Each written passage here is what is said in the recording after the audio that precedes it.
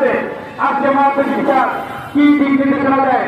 এখানে রংপুর জেলা বিএনপির আহ্বায়ক 4 নম্বর 5 নম্বর মধুকেলী পিঠে যার বাবা ছিলেন সাবেক চেয়ারম্যান আজিজুর রহমান সূর্য সন্তান।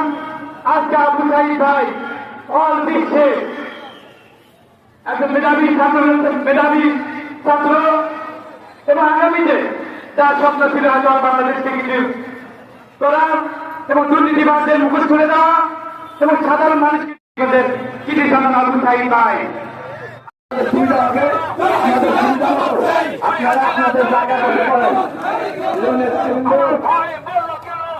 এই পর্যায়ে আমাদের সামনে বিশাল মিছিল নিয়ে এসেছেন বাংলাদেশ জাতীয় দল বিএনপি 7 নং বড় আলমপুর ইউনিয়ন শাখা।